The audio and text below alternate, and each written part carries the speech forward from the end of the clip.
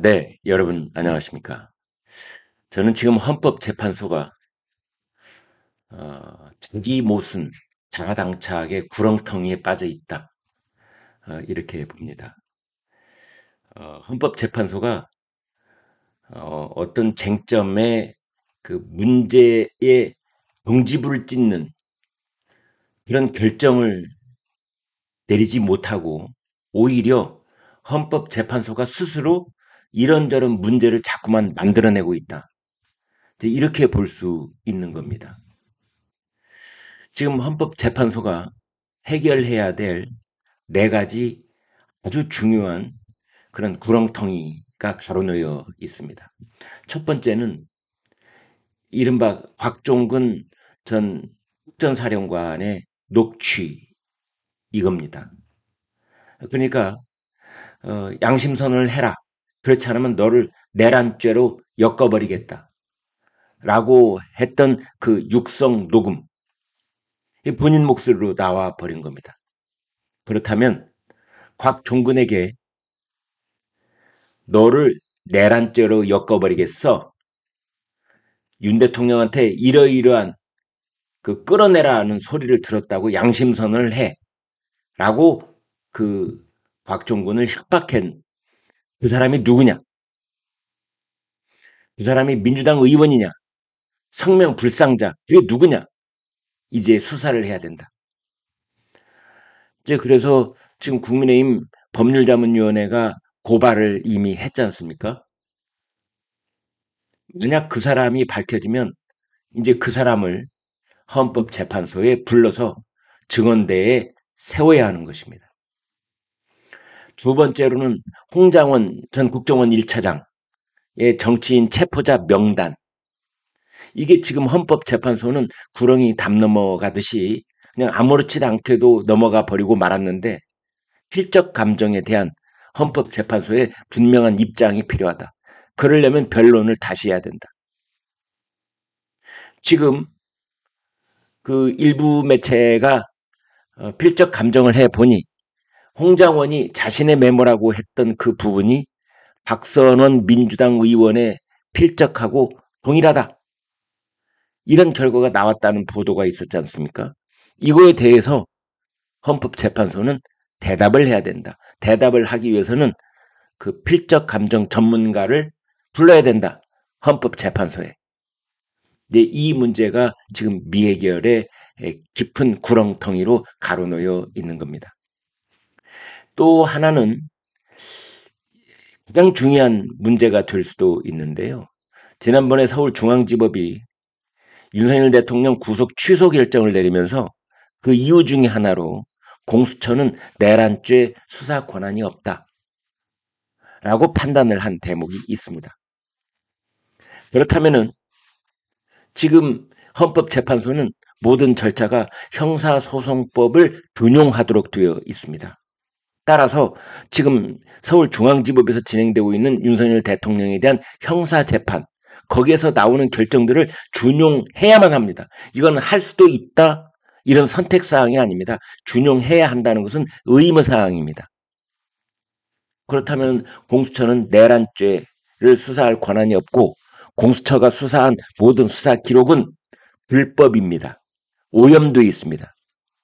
따라서 지금 헌법재판소가 확보하고 있는 증거로 채택하고 있는 모든 수사 기록 중에 공수처에서 시작된 그 모든 증거물, 증언, 수사 기록 이것을 속가내야 합니다. 그 작업을 반드시 해야 합니다. 네 번째로는 헌법학자들이 허영 경희대 석좌 교수가 제기했던 그런 이 헌법학자들이 제기한 절차적 정당성을 해소해야 됩니다. 10가지가 넘습니다. 가장 적게 잡아서 10가지다 이렇게 되어 있는 건데요. 그래서 이런 네 가지 커다란 시커먼 구렁텅이에 빠져 있는 헌법재판소.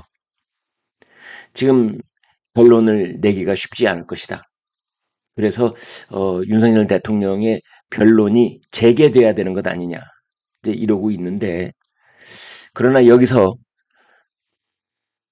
윤석열 대통령의 변호인단은 지금 한 가지 고민이 있습니다. 어떻게 보면 당연히 변론 재개를 신청해야 할 것 같은데 만약에 변론 재개를 신청하게 되면 그 틈을 타서 마은혁을 재판관에 임명하는 그런 일이 벌어질 수도 있다. 그래서 마은혁 합류 가능성. 그래서 결국은 변론을 재개를 했는데 윤석열 탄핵 인용을 하는 그런 재판관이 6명으로 늘어나는 것 아니냐. 이제 이런 고민이 있습니다. 김문수 노동부 장관은 마은혁이 마르크스 레닌주의자다. 이렇게 기자회견에서 말했습니다. 인민노련 핵심 지도부였다. 인민노련이 인천 지역 민주노동자 연맹이라는 그곳입니다. 자, 이런 상황인데 어떻게 보면 큰 그림으로 봤을 때 우리나라의 민주주의가 요즘처럼 처참하게 무너져 내리고 있는 그런 상황은 처음 보는 것 같은데요. 여기에는 이 법적 절차를 깡그리 무시하고 있는 3대 대마왕이 있다. 그게 바로 국회, 공수처, 그리고 헌법재판소.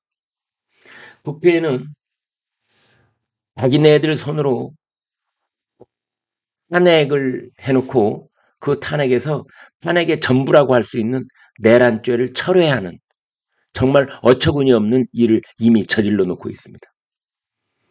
공수처는 내란죄 수사 권한이 없는데도 내란죄 수사에 선봉장이라도 된 듯이 그렇게 서둘러 왔습니다.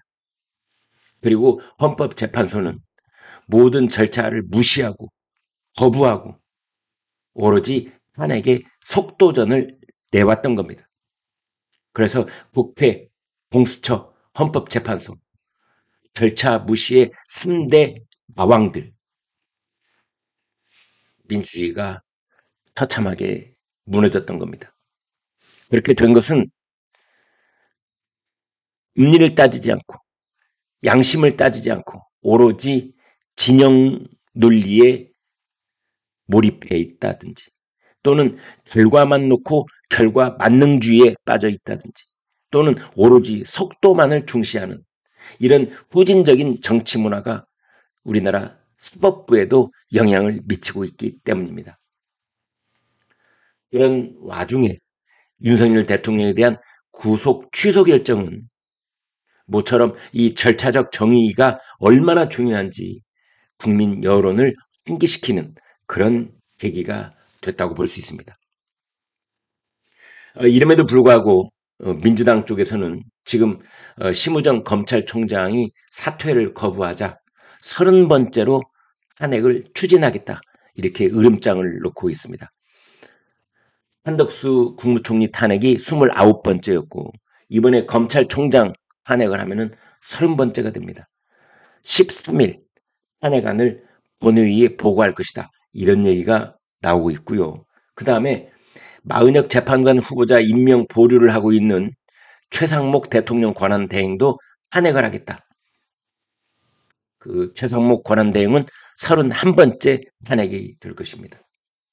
이런 것들은 윤석열 대통령 석방 조치에 갑자기 이재명 대표의 똥줄이 타고 있다.